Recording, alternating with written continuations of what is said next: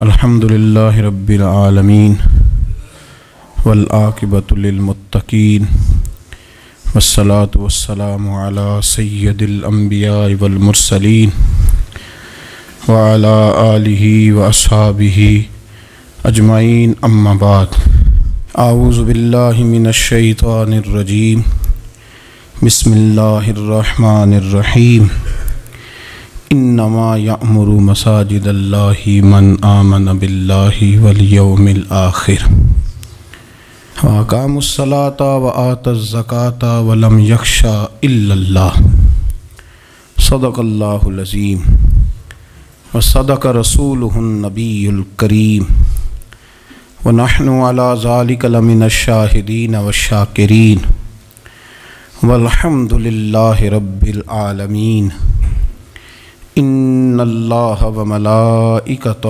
یصلون علی النبی یا ایہا الذین آمنوا صلوا علیہ وسلموا تسلیما الصلاۃ والسلام علیک یا سیدی یا رسول اللہ وعلی آلک واصحابک یا سیدی یا حبیب اللہ الصلاۃ والسلام علیک یا سیدی یا نبی اللہ وعلی آلک واصحابک یا سیدی یا نبی اللہ۔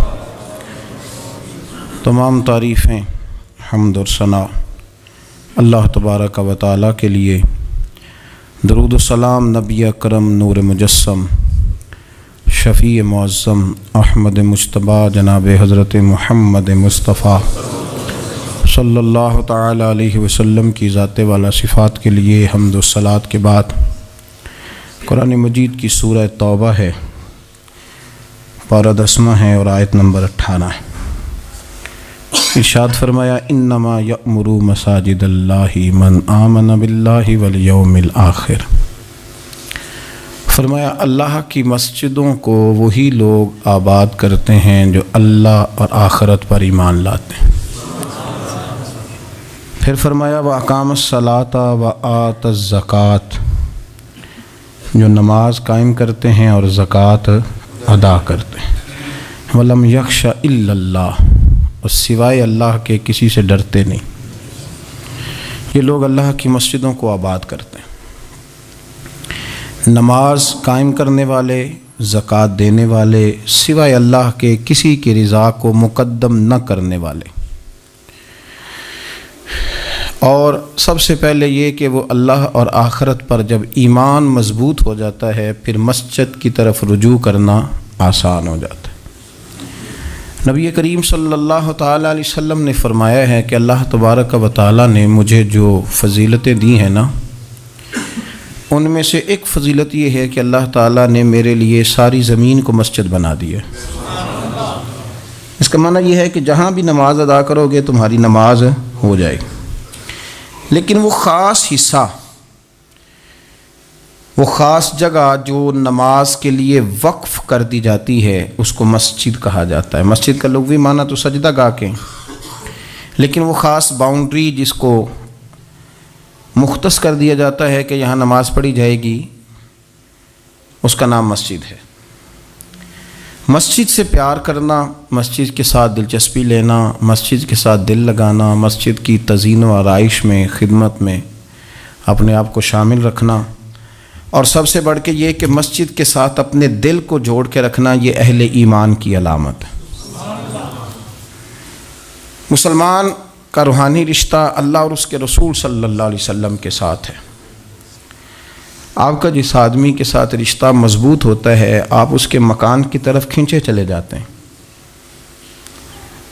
کوشش کر کے جاتے ہیں کہ میرا بھائی سے ملنے کو دل کر رہا ہے، تو اس کی طرف توجہ ہو جاتی ہے، وقت نکالتے ہیں، ٹائم خرچ کرتے ہیں، پیسہ لگاتے ہیں، وہاں جاتے ہیں۔ بیٹی میں نے بیاہ دی ہے، اپنے گھر چلی گئی ہے، پر میرا ملنے کو دل کر رہا ہے، وقت فرصت سارا کچھ دیکھ کے وہاں پہنچ جاتے ہیں۔ اصل اس گھر جانا مقصود نہیں ہوتا، اصل تو بیٹی کی ملاقات مقصود ہوتی، اصل بھائی کا مکان دیکھنا مقصد نہیں، اصل تو بھائی کی ملاقات مقصد ہے۔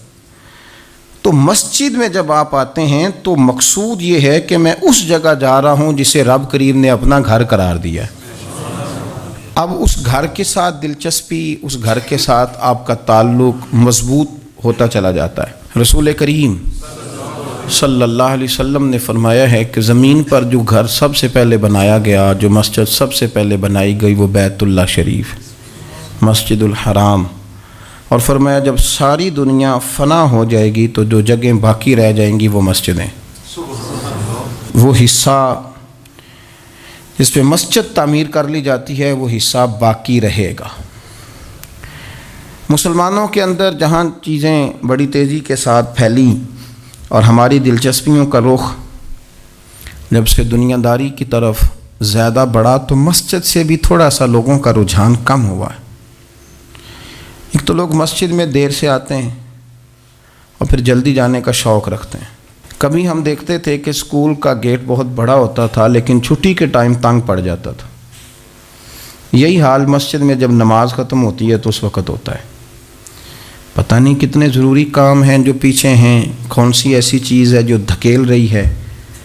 بچے تو اپنے آپ کو بڑی قید میں سمجھتے تھے اس لیے جایا کرتے تھے، لیکن مسجد سے اس تیزی سے نکلنا، نماز پڑھنے والوں کی نماز کا خیال نہ کرنا، کسی کی تکلیف کا احساس نہ کرنا اور شدت کے ساتھ وہاں سے نکلنے کی کوشش کرنا، اس عمل پر جب غور کیا جائے تو برے خیالات ذہن میں آتے ہیں۔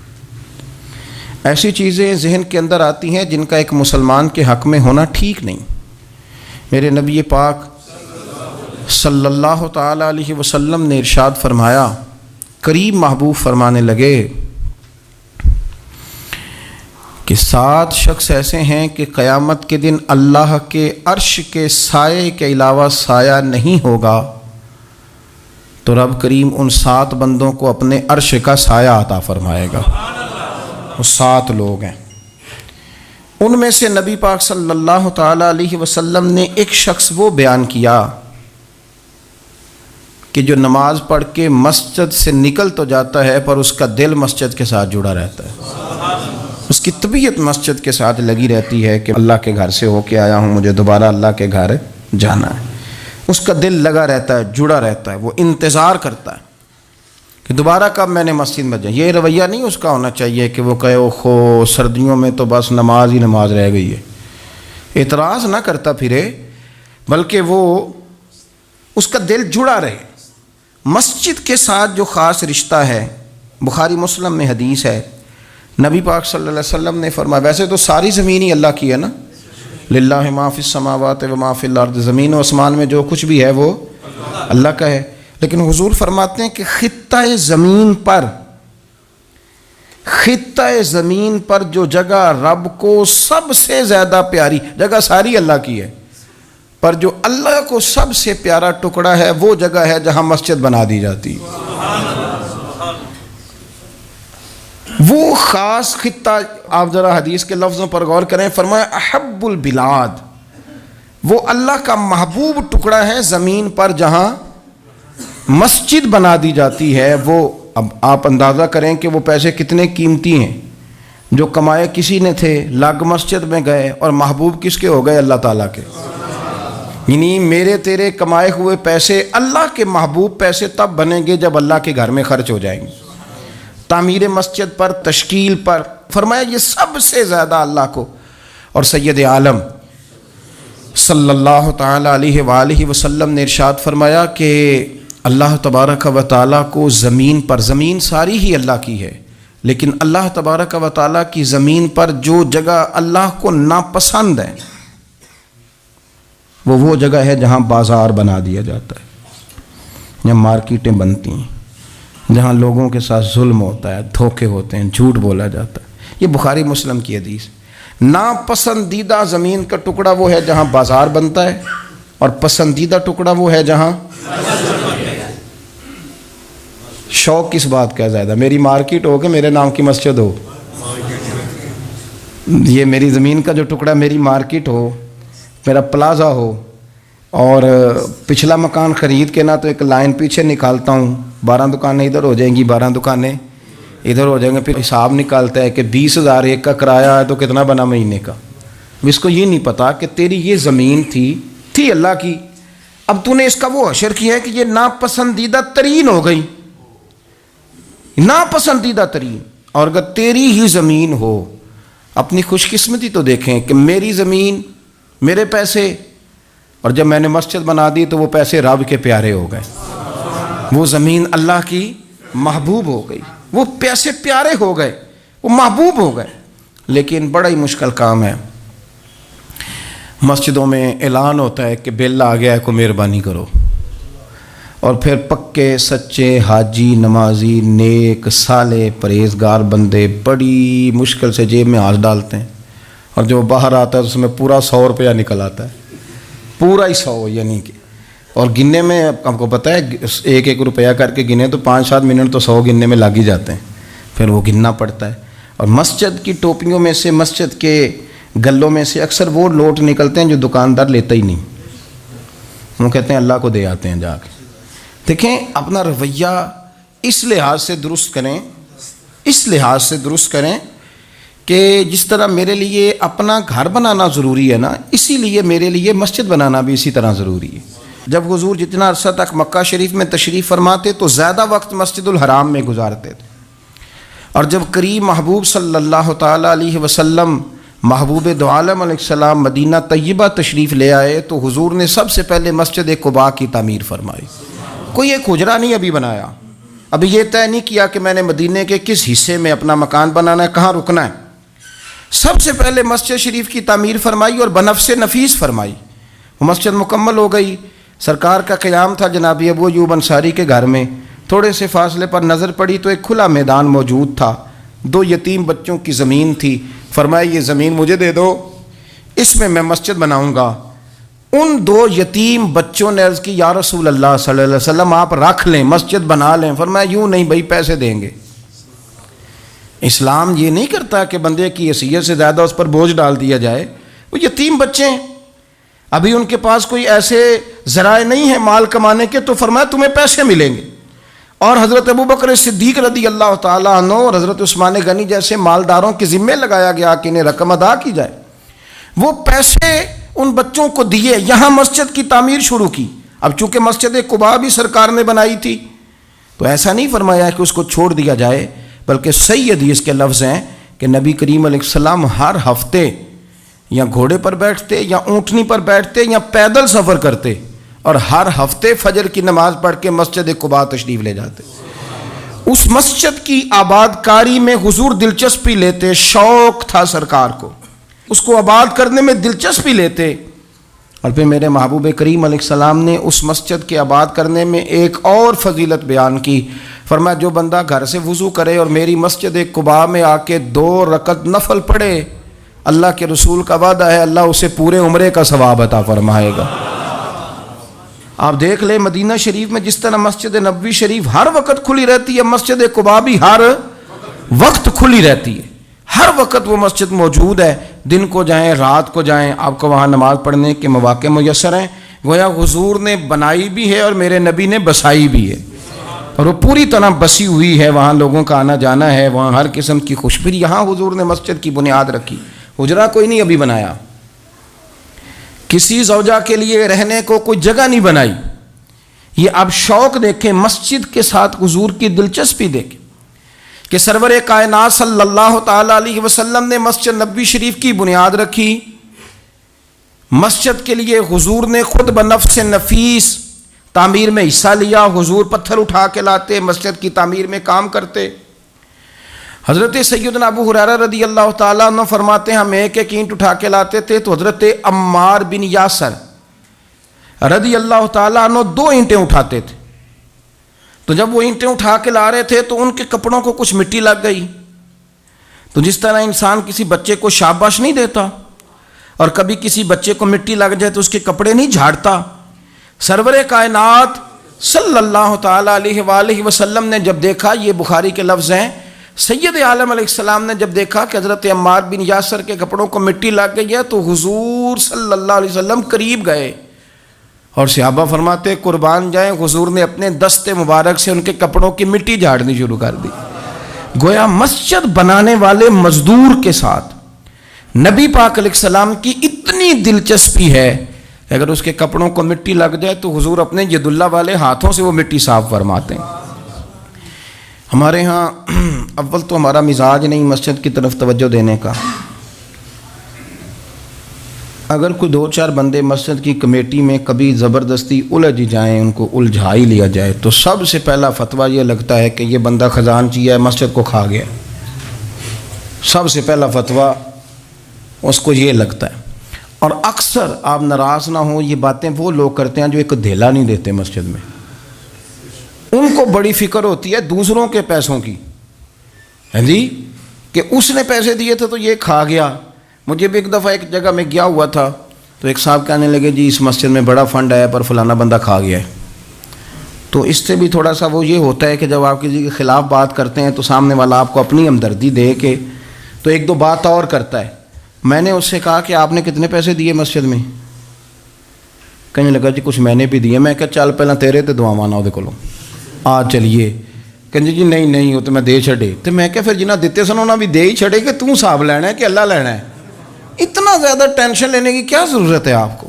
اس بندے نے بھی مرنا ہے، قبر میں جانا ہے. میں کیا بھائی تیرے تے دعائیے نہ پیسے جڑے تیرے کھا گئے، تو تے وصول کرنا تو باقیوں کے دیکھے جائیں گے. آپ کو یہ توفیق نہیں ہے کہ آپ تھوڑا سا آگے بڑھیں، کام دیکھیں، اخراجات دیکھیں، معاملات دیکھیں کسی بھی مسجد کے. آپ تنقید کر رہے ہیں کمیٹی پہ مفت کی، اور اس کا نتیجہ کیا نکلتا ہے؟ مسجدوں میں جھگڑے ہوتے ہیں، فسادات ہوتے ہیں، دنگا ہوتا ہے. اور امام صاحب بیچارے انہوں نے بھی تو پھر کو پارٹی رکھنی ہوتی ہے، جینا تو ہے نا دنیا میں. وہ بھی پھر کبھی کبھی دیکھ لیتے ہیں کہ اب پارٹی بھاری کیڑی ہے تو اس کی طرف وہ توجہ کر لیتے ہیں. پھر وہ بھی ایک نیا دنگا شروع ہو جاتا ہے، کیونکہ مسجد میں امام اس نے رہنا ہے جس نے بندوں کو راضی رکھنا ہے، اس کی پابندی ہوتی ہے. ایک نے کہہ دیا تو کھل کے نماز پڑھا، سویرے ہی تو مزہ ہوتا ہے نماز پڑھن کا، تو دوسرا کہتا ہے قاری صاحب آپ تو فارغ ہیں، ہم نے تو ڈیوٹی بھی کرنی. مسجد کی آباد کاری میں آپ حصہ لیں، چیزوں کو دھیڑنے میں آپ کردار نہیں ادا کریں، کیونکہ مسجد اللہ کی رضا کے لیے. اور میرے نبی پاک علیہ السلام نے فرمایا جس نے اللہ کی رضا کے لیے مسجد بنائی اس نے اپنے لیے جنت میں مکان تعمیر کرا لیا ہے. شرط یہ ہے کہ اللہ کی رضا کے لیے پارٹی بازی کے طور پر مسجد نہ بنائے، رضا الہی کے لیے مسجد بنائے. اس نے اپنے لیے جنت میں مکان بنا لیا ہے. مسجد کے ساتھ دلچسپی ہونی چاہیے، مسجد کی صفائی کریں، مسجد کے ساتھ آپ دیکھیں کہ کون سا بلب خراب ہے اس بلب کو آپ چینج کر دیں. آ کے تنقید کر کے چلے جانا کہ فلانا بندہ فلانا کام نہیں کرتا، یہ تو بڑا آسان کام ہے، یہ تو آپ کسی سے بھی کرا لیں. یہ تو لیکچر ساری دنیا دیتی ہے کہ فلانا غلط ہے فلانا غلط ہے. چیزوں کو غلط کہنا، بندوں کو غلط کہنا یہ آسان ہے، لیکن غلط چیزوں کو ٹھیک کر لینا یہ مشکل کام ہے. یہ والا میرے بھائی فریضہ سر انجام دیں.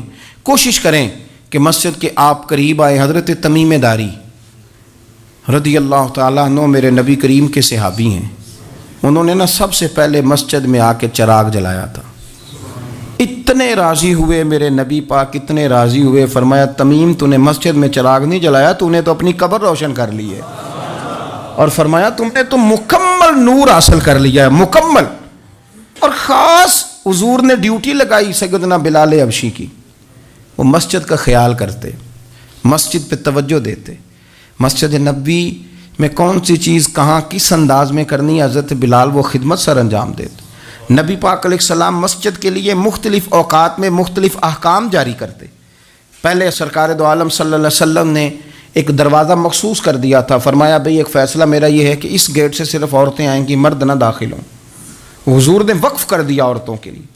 پھر ایک وقت ایسا آیا کہ نبی پاک صلی اللہ علیہ وسلم کے بہت سارے صحابہ نے جن کے گھر مسجد کے بالکل ساتھ ساتھ تھے، انہوں نے مسجد کے اندر دروازے کھول لیے تھے، مسجد میں آیا کرتے تھے. اللہ کے رسول صلی اللہ علیہ وسلم نے فرمایا بھی اب جماعت کا وقت ہوتا ہے اور بالکل دروازہ مسجد کے اندر تم نے کھولا ہوا ہے تو کچھ چیزوں میں مشکل پیدا ہوتی ہے، لہذا سارے دروازے بند کر دو، ایک دروازہ کھلا رہے، اور وہ ہے جناب ابو بکر صدیق کا. وہ آج بھی کھلا ہے مسجد نبوی میں. اس کو وہ دروازے کو بند نہیں کرتے، کبھی ضرورت ہو تو وہ آگے کوئی کنات لگا دیتے ہیں. دروازہ وہ ہمیشہ کھلا رہتا ہے، اس لیے کہ اس کو میرے نبی پاک نے کھولا ہے. وہ دروازہ کھلا رہتا ہے. حضور نے مختلف اوقات میں مسجد کی تزئین و آرائش میں، اس کی وسعت میں دلچسپی کا اظہار کیا. حضرت بلال جھاڑو دیتے، آنے والے لوگوں کا خیال کرتے. مجھے کہہ لینے دیں، اس کو سیاسی نعرہ نہ سمجھیں، مجھے کہنے دیں اور میں بہت ساری احادیث اور بہت ساری سیرت کی کتابوں کا نچوڑ ایک جملے میں بیان کرتا ہوں. مسجد نبوی ایک پارلیمنٹ ہاؤس کا درجہ رکھتی تھی، اسی میں سارے فیصلے ہوتے تھے، اسی کے اندر کافروں کے ساتھ جو معاملات تھے وہ طے ہوتے تھے، اسی میں ہر چیز سیٹ ہوتی تھی۔ مسجد کے اندر ہماری سیاست ناپاک اس لیے ہوئی ہے کہ ہم نے مسجد سے باہر نکال دی۔ جب تک یہ مسجد کے اندر تھی، وضو کر کے لوگ بیٹھتے تھے، قرآن پاک کی آیات بیان کر کے اپنا موقف بیان کرتے تھے، بڑا صاف ستھرا نظام چلتا تھا۔ امیر المومنین کا پارلیمنٹ ہاؤس مسجد ہوتی تھی، وہ مسجد میں بیٹھ کے سارے کام کرتے تھے، اور مسجد کے پاکیزہ ماحول کے اندر سارے کام مکمل کیے جاتے تھے۔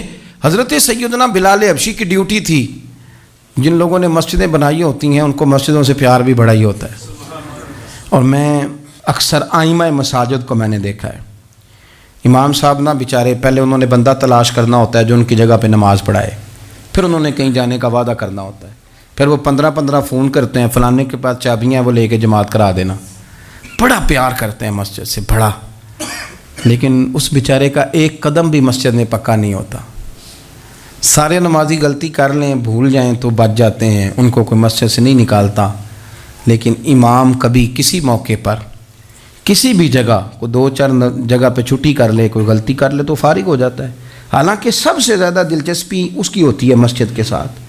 ہم مسجد کی آباد کاری میں جب ذوق پیدا کریں گے، نبی پاک صلی اللہ علیہ وسلم جب سفر پہ جاتے تھے تو سب سے آخر میں مسجد نبوی شریف میں آتے، نماز پڑھتے، اور جب سفر سے واپس آتے تو سب سے پہلے مسجد میں آتے، نماز ادا کرتے۔ حضرت بلال حبشی مسجد کی خدمت کرتے تھے، پھر حضور کے وصال کے بعد وہ ملک شام تشریف لے گئے، وہاں انہوں نے وقت گزارا۔ حضرت عمر فاروق رضی اللہ تعالیٰ عنہ جب ملک شام کے دورے پر تشریف لے گئے اپنے دور خلافت میں، تو کہتے ہیں میں جناب بلال حبشی سے ملنے گیا، تو کہتے ہیں حضرت بلال نے سب سے پہلے مجھ سے پوچھا کہ بتاؤ میرے نبی پاک کی مسجد کا کیا حال، وہ فلاں کونے کی کیا پوزیشن ہے، فلاں جگہ اب کیا حالات، وہ فلاں جگہ سیدہ عائشہ کے حجرے کے پاس فلانا کام ہونے والا تھا، اس کی کیا پوزیشن ہے، ایک ایک چیز کے بارے میں پوچھا۔ کیا خوبصورت فرمان ہے حضرت عبداللہ ابن مسعود کا، آپ فرمایا کرتے اللہ کا کوئی بندہ جب مسجد میں کسی مخصوص جگہ نماز پڑھتا ہے نا، تو جب وہ کچھ دن نہیں آتا تو مسجد اس کا انتظار کرتی، مسجد اس سے ڈھونڈتی ہے، مسجد پوچھتی ہے وہ کدھر گیا، قربان جاؤں۔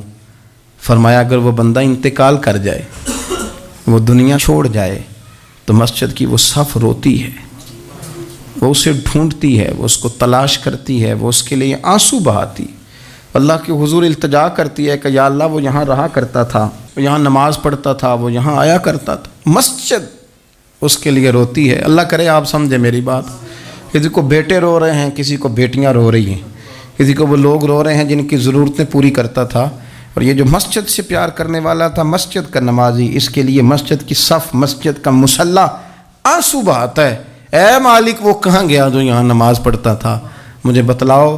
جس کو مسجد یاد کر کے روئے گی، پھر اس کی قبر پہ اللہ کتنی رحمتوں کا نزول فرمائے، پھر اس کے اوپر کس قدر کرم کی برکھا برسے، اسے کس قدر نوازا جائے گا جس کے لیے مسجد روئے گی، مسجد کا یہ اعزاز ہوگا جس کے لیے۔ ایک صحابی نے عرض کیا تھا کہ یا رسول اللہ صلی اللہ علیہ وسلم میں نابینا ہوں، مجھے نظر نہیں آتا، اجازت ہے گھر میں نماز پڑھ لوں؟ تو میرے کریم علیہ السلام نے فرمایا تیرے کانوں میں اذان کی آواز جاتی ہے؟ حضور جاتی ہے۔ فرمایا پھر گھر نہ پڑھ، پھر مسجد آ کے پڑھ، پھر تو مسجد میں آیا کر، تو نماز پڑھا کر، تیرے کانوں میں آواز جاتی، لہذا تو مسجد میں آیا کر، یہاں آ کے نماز پڑھا کر۔ بہت سارے لوگ ہیں عدم دلچسپی، ہاں گھر میں بھی نماز پڑھنی چاہیے، مشکات میں حدیث ہے، نبی پاک علیہ السلام نے فرمایا اپنے گھروں میں مسجدیں بناؤ، یعنی ایک جگہ مخصوص کرو ہاں جہاں صرف نماز پڑھی جائے گی۔ فرمایا اپنے گھر میں مسجد بناؤ اور کچھ حصہ نماز کا گھر میں بھی پڑھا کرو، کچھ نوافل، کچھ سنتیں، کچھ حصہ گھر میں بھی نماز کا پڑھا کرو۔ فرمایا اپنے گھر کو قبرستان نہ بناؤ۔ اس کا مطلب ہے جس گھر کے اندر نماز نہ پڑھی جائے بالکل، اس گھر میں سارے زندے لوگ بھی رہتے ہوں تو گھر قبرستان ہے۔ یہ حضور کا فرمان ہے کہ سارے لوگ زندے ہیں، ہنستے ہیں، بستے ہیں، کھیلتے ہیں، اٹھتے ہیں، پر 2 رکعتیں نماز نہیں پڑھی جاتی، وہ قبرستان ہے۔ حضور نے فرمایا قبرستان ہے، جتنی مرضی ٹائلیں لگی ہوئی ہوں، ہر کمرے میں اے سی ہو، بڑا شاندار باتھ روم ہو، ساری سہولتیں ہوں، اگر گھر والے گھر میں کچھ نماز نہیں پڑھتے، خواتین نہیں پڑھتی، مرد کچھ نفل نہیں پڑھتے، وہ قبرستان ہے۔ اور جس گھر میں کوئی اٹھ کے سویرے تہجد کا وضو کرتا ہے، وہ مردوں کا گھر نہیں، وہ تو زندوں کا گھر ہے۔ بچوں کو تکلیف تو ہوتی ہے جب سویرے بوڑھے اٹھ کے تہجد کا وضو کرتے ہیں، کیونکہ ان کے سونے کا ٹائم ہی وہ ہوتا ہے جب بابے اٹھ جاتے ہیں۔ بابا جی سویرے اٹھ کے وضو کر رہے ہوتے ہیں تو بچہ تنگ ہوتا ہے، دیکھو جی مطلب چونکہ اس نے تو سونا ہی اس وقت ہے جب دنیا کے جاگنے کا وقت ہے، لیکن اس کو پتہ نہیں جب تیرے گھر میں کوئی تہجد کا وضو کرتا ہے تو رب راضی کتنا ہوتا ہے۔ ہو سکتا ہے تیری بھی بڑی خطائیں اس کی وجہ سے معاف ہو جاتی ہیں، اس کا بوڑھا باپ، اس کا دادا، اس کا نانا سویرے اٹھ کے نماز پڑھنے لگا۔ ہم کیوں نہیں اس بات کو سمجھتے کہ مسجد کے ساتھ ہماری دلچسپی، اللہ کے گھر کے ساتھ ہمارا تعلق، میرے نبی کریم صلی اللہ تعالی علیہ وسلم نے فرمایا میں نے جنت کے اندر دیکھا کہ کس عمل کا ثواب زیادہ ہے، تو فرمایا میں نے سب سے زیادہ اجر والے جو اعمال دیکھے ان میں ایک عمل یہ ہے کہ جو بندہ مسجد کی صفائی کر کے کچھ کوڑا مسجد سے باہر نکال دے گا، رب کریم اسے جنت میں بڑا درجہ عطا فرما دے گا۔ لیکن یہ تو کام کرے گا کوئی غریب آدمی، ناراض نہ ہونا، مسجد میں جھاڑو دے گا کوئی۔ میں نے اپنے لاہور والے سارے پیر بھائیوں کو بلایا تھا، کچھ دن ہوئے، میں نے ان کو نصیحت کی تھی کہ آپ اپنے علاقے کی مسجد کی صفائی کیا کریں، اور ساتھ میں نے انہیں کہا تھا کہ یہ میرا اپنے حکم سمجھنا ہے کہ مسجد کے انتظامی معاملات میں مداخلت نہیں کرنی، اپنی مسجد محلے کی میں جائیں اور جا کے جھاڑو دیں۔ بابا فرید صاحب رحمۃ اللہ علیہ فرمایا کرتے تھے جو چاہتا ہے اس کے دل کو سکون ملے تو وہ اللہ کے گھر میں جھاڑو دیا کرے، اور خود اپنے آپ سے کہا کرتے تھے اٹھ فریدہ ستیا جھاڑو دے مسیت، تو ستیں رب جاگدا تیری ڈاڈے نال پرید۔ مسجد کی صفائی کر، لیکن یہ بھی غریبوں کے حصے میں آیا۔ امیر بندہ تو 50,000 روپیہ دیتا ہے مسجد میں، کہتا ہے واکر خرید لو، پھر اس کے بعد قاری صاحب سے آ کے کہتا ہے کہ تو واکر لے کے دیتا سی، صفائی کیوں نہیں کران دے؟ تو اگر کوئی غریب آدمی ذرا ڈرتے ڈرتے لقمہ دیتا ہے تگڑے بندے کو، ڈرتے ڈرتے وہ اسے کہہ ہی دے نا کبھی کہ قاری صاحب کو صفائی نہیں کرائی دی، تو پھر امیروں کے پاس ایک اور بھی جملہ ہے، وہ کہتے انہیں کہڑا آپ کرنی بالاں کو نہیں کرانی، تو میں کہ تسی اپنے بالاں کو کرا لو، لیاؤ بالاں نال، وہ نہیں کرتے صفائی۔ اگر آپ کے بچے آپ کے کہنے پہ صفائی نہیں مسجد کی کرتے تو قاری صاحب کے کہنے میں کب صفائی کریں گے؟ قاری صاحب کے پاس بھی بچوں کی اماں آ جاتی ہے، وہ آ کے کہتے ہیں مولوی تو 8,000 کا ہے اور میرا بچہ 1.5 کروڑ کا ہے، میرے سے پیسے لے کے صفائی والا بندہ رکھ لے، میرا بچے نے اسکول جانا ہوتا ہے، سبق سنانے آتے ہیں کہ صفائیاں کرنے آتا ہے۔ کہاں ہیں وہ لوگ گئے جو توجہ کے ساتھ مسجد سے پیار کرتے تھے، جن کا ذوق ہوتا تھا، جن کو شوق تھا کہ وہ مسجد کے ساتھ اپنی دلچسپیوں کو برقرار رکھیں گے اور دور سے چل چل کے مسجد کے قریب آئیں گے؟ طبیعت ہی نہیں، دل ہی نہیں۔ وہ بندہ جس نے 50,000 روپیہ دیا وہ جھاڑو کو ہاتھ لگائے، توبہ توبہ توبہ توبہ، وہ کوئی کام کر لے، ہو ہی نہیں سکتا، سوال ہی نہیں پیدا ہوتا۔ وہ تو آ کے کہے گا جاتی دفعہ، کہہ جائے گا کہ وہ ذرا فلانی جگہ کو بھی صاف کرا دے، وہاں بڑا برا حال تھا۔ تو بھئی یہ تو اللہ کا گھر ہے، تو جس طرح اللہ سب کا رب ہے اسی طرح مسجد بھی سب کی سانجھی ہے کہ نہیں؟ تو وہ تھوڑی سی نیکی آپ کر لیں، وہ جھاڑو پڑا ہے، کام کریں اپنے علاقے کی مسجد کی خوبصورتی میں، تزئین و آرائش میں، اور کوشش کریں تھوڑا چل کے وقت پہ مسجد میں جائیں، ذوق بنائیں۔ ایک قبیلہ تھا مسجد نبوی شریف سے تھوڑا دور رہتے تھے وہ لوگ، تو نبی کریم صلی اللہ تعالیٰ علیہ وسلم کی مسجد کے دائیں بائیں نا کچھ مکانات خالی ہوئے، تو مالکوں نے یہ کہا کہ ہم یہ مکانات بیچیں گے۔ ان کو دور سے آنا پڑتا تھا تو انہوں نے ارادہ کیا کہ یہ قریب کے جو مکانات ہیں یہ ہم خرید لیتے ہیں۔ نبی کریم صلی اللہ تعالیٰ علیہ وسلم کو خبر ملی کہ بنو سلیم قبیلے کے وہ لوگ یہ مکان خرید رہے ہیں تاکہ ہمیں مسجد کا قرب نصیب ہو جائے، دور سے چل کے آنا پڑتا ہے، وہ قریب آ جائیں گے تو ذرا مسجد میں حاضری ہماری آسان ہو جائے گی۔ حضور نے انہیں بلا لیا، فرمایا تم مکان خریدو تمہاری مرضی، نہ خریدو تمہاری مرضی، پر ایک بات سن لو، تم جتنے قدم چل کے آتے ہو نا، رب کے فرشتے تمہارے قدم لکھ لیتے ہیں، تمہارے قدم لکھے جاتے ہیں، تمہارے قدم 2 دفعہ حضور نے فرمایا، حدیث میں موجود ہے، 2 دفعہ تمہارے قدم لکھے جاتے ہیں۔ وہ لوگ بڑے مشتاق تھے اللہ کے بارگاہ سے اجر کے آنکھیں گول، حضور فرشتے ہمارے قدم لکھتے ہیں، رب کو دکھاتے ہیں کہ اتنے قدم چل، ہاں تمہارے قدم لکھے جاتے ہیں۔ کہا یا رسول اللہ ہم نے نہیں قریب آنا، ہم دور ہی ٹھیک ہیں، ہم چاہتے ہیں ہمارے زیادہ قدم لکھے جائیں، زیادہ قدم، ہم دور سے چل کے آیا کریں گے۔ شعر یاد آ گیا ہے کسی درویش کا، اس نے کہا تھا کہ گو سنا تھا آستانہ یار دور ہے، پر ہم نے بھی ٹھان لی تھی کہ جانا ضرور ہے۔ رسول کریم صلی اللہ تعالیٰ علیہ وسلم کے غلاموں نے مسجدیں بنائیں، مسجدوں کے ساتھ دلچسپی کا رویہ رکھا، مسجد کے ساتھ ان کی وابستگی بڑی مضبوط رہی۔ میں نا مسجد نبوی شریف میں بیٹھا تھا تو بہت زیادہ شہرت بھی کئی دفعہ بہت سارے مسائل کو بھی جنم دیتی ہے، تو کچھ ایسی جگہیں ہوتی ہیں جہاں آپ کو خود ادب کے ساتھ جانا چاہیے، وہاں زیادہ جھمگٹے لوگوں کا آنا جانا، ہاتھ چموانا ویسے ہی تھوڑا ادب کے خلاف لگتا ہے، تو کوشش ہوتی ہے کہ ذرا وہاں کوشش کی جائے کہ ذرا چپکے سے کوئی کام ہو جائے، لیکن پیار کرنے والے تو پھر مل ہی جاتے ہیں نا ہر جگہ۔ مسجد نبوی شریف کی صفائی کرنے والے لوگ میرے پاس آ کے بیٹھ کے کہنے لگے آپ سے فوٹو کھنچا لیں، تو مجھے ایک شعر یاد آ گیا کسی درویش کا، اس نے کہا تھا طیبہ کے سارے خادم پہچانتے ہیں مجھ کو تو خبر نہیں تھی میں اس قدر بڑا ہوں۔ میں نے کہا جی کھنچوا لیں، ان میں ایک شخص بولا، کہنے لگا پیر صاحب آپ سے ایک بات کرنی ہے۔ میں نے کہا کریں۔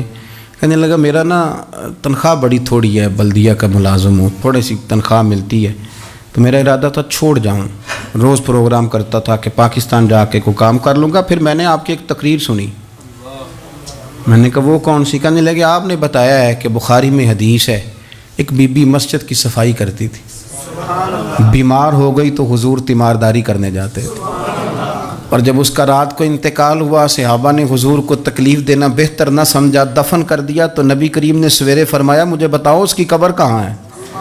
حضور نبی پاک خود رسول کریم ساری امت گنبد خضرا پہ، اور نبی پاک اس قبر پہ چلے گئے جو مسجد میں جھاڑو دیتی تھی، اس کی قبر پہ کھڑے ہو گئے اور فرمایا صفے بناؤ بھائی میں دوبارہ جنازہ پڑھوں گا۔ حضور نے جنازہ دوبارہ پڑھا، وارث نے جنازہ نہ پڑھا ہو تو دوبارہ پڑھانا جائز ہے، اور حضور تو وارث ہے نا ساری امت کے، دوبارہ جنازہ پڑھا۔ کہنے لگے وہ میں نے آپ کی زبان سے کہیں وہ روایت سن لی تھی، تو 3 بجے ہوئے تھے رات کے پاکستان میں، سارے سو رہے تھے، پر میں نے گھر فون کیا، میں نے کبھی تنخواہ جنی جی انہیں چی گزارا کرنا جی، میں تو بڑے کام لگا ہوں سرکار کی بارگاہ میں، یہاں مسجد کی صفائی کرتا ہوں، میری تو بڑی شان بنے گی اگر رسول کریم اس بی بی کی قبر پہ تشریف لا کے مہربانی کرتے ہیں، تو مجھے امید ہے میرے اوپر بھی رحم فرمائیں گے۔ تو تنخواہ تھوڑی صحیح پر نصیب تو بڑا اونچا ہے نا، تو میں کوشش کرتا ہوں کہ یہ تعریفیں چھپا کے رکھی جائیں، پر میں نے اسے کہا میں کہ تھوڑا اونچی بول اور ذرا گنبد شریف کی طرف منہ کر کے بات کر، تاکہ گواہی ہو جائے نا، گواہی ہو جائے۔ عرش پہ تازہ چھیڑ چھاڑ، فرش پہ طرفہ دھوم دھام، کان جدھر بھی لگائیے تیری ہی داستان، کان جدھر بھی لگائیے تیری ہی اور یارو بڑا خوش بخت نہیں وہ آدمی جس کو اللہ تبارک و تعالیٰ کے گھر کی حاضری کا یہ موقع نصیب ہو، وہ تھوڑا ذوق بنائے، وہ مسجد میں جائے، مسجد کے ساتھ پیار کرے، مسجد کے ساتھ اس کی دلچسپی ہو، مسجد میں وہ چراغ جلائے، مسجد میں وہ جھاڑو دے، وہ مسجد کی صفائی کا خیال کرے، وہ دیکھے کون سی چیز ہے مسجد کی جو صحیح ہونے والی ہے اس کا خیال، اور بڑا ہی خوش بخت ہے۔ آپ یقین کریں مجھے سب سے زیادہ اس بندے سے پیار ہے جس کو فکر رہتی ہے کہ ٹائم ہو گیا میں نے مسجد کھول لی۔ کچھ آئمہ مساجد، کچھ مؤذنین، کچھ جن کے پاس چابیاں ہوتی ہیں، میں نے دیکھا ہے بڑے وقت پہ جائیں گے، مسجد کھولیں گے، صفے بچھائیں گے، یہ بڑے خوش بخت لوگ ہیں، یہ میرے نبی پاک کے پیارے ہیں، یہ رسول اللہ صلی اللہ علیہ وسلم اپنے اپنے علاقے کی محلے کی مسجد سے پیار کریں، وہاں آپ ڈیوٹی کریں۔ ہمارا نہ جو بندہ ڈیوٹی کرتا ہے وہ نہ کچھ سربراہی بھی لینا چاہتا ہے، بغیر سربراہی کے ڈیوٹی کریں، دیکھیں آپ وہاں کیا خدمت سر انجام دے سکتے ہیں، کس طرح کر کے آپ اپنا کردار، آپ کی طبیعت بڑی ٹھنڈی رہے گی۔ آپ اللہ کے گھر سے پیار کریں گے تو اللہ آپ کے گھر کو آباد کرے گا، آپ کو بڑی ساری برکتیں، بڑی ساری سعادتیں ملیں گی، بڑی ساری نعمتیں آپ کو میسر آئیں گی۔ ایک دفعہ میں یہاں نا نماز پڑھ کے نا تھوڑا تھوڑا میں کبھی جب میں خود جماعت کرایا کرتا تھا شروع میں، تو میں یہاں تھوڑا سا گھومتا تھا کئی دفعہ باہر گلی میں، تو 15-20 دنوں کے بعد ایک بابا جی کبھی آتے تھے تو 10 روپے 15 روپے باہر گلے میں ڈال کے چلے جاتے تھے، تو میں نے ان کو میں جانتا نہیں تھا، 2-3 دفعہ نظر پڑی تو مجھے تھوڑا سا ذہن بنا کہ یہ بزرگ کون ہے۔ میں نے ایک دن ان سے کہا، میں نے کہا بزرگوں آپ اکثر آتے ہیں اور 10-15 روپے آپ گلے میں ڈالتے ہیں اور آپ چلے جاتے ہیں، پھر جدھر سے آپ آتے ہیں، یہاں تو نا بندہ رستے سے گزر رہا تھا تو جاتی دفعہ مسجد نظر آئی تو اس نے کچھ ڈال دیا تو واپس لوٹ جاتے ہیں۔ کہنے لگے مولوی صاحب میرا ایک ذہن ہے کہ ہر مسجد میں میرے نام کی ایک اینٹ لگ جائے، اور میرا ذہن ہے میں غریب سا بندہ ہوں، زیادہ پیسے میں دے نہیں سکتا، تو میں نے مسجدیں رکھی ہوئی ہیں، تو میں ہر مہینے ہر مسجد میں جتنی میں نے رکھ لی ہیں میں جاتا ہوں، تو اپنے حصے کی نا میں اس میں جو میرے سے ہو سکتا ہے میں کتنا اچھا ذوق ہے۔ کتنی اچھی طبیعت ہے. کوئی ضروری ہے کہ آپ کے پاس 15 لاکھ روپیہ ہوا آپ الگ سے ایک مسجد بنائیں پٹی لگوائیں تبھی کام چلے گا؟ ان بزرگوں کے 10 روپے سے شاید پوری اینٹ بھی نہ لگتی ہو، لیکن ایک دلچسپی کا اظہار تو ہوا نا، مسجد کے ساتھ وابستگی تو نظر آئی نا. تو آپ اپنے علاقے کی مسجد کے ساتھ پیار کریں، اس کا قرب اختیار کریں، اس کے قریب جائیں. اللہ ہمیں سمجھنے کی توفیق عطا فرمائے.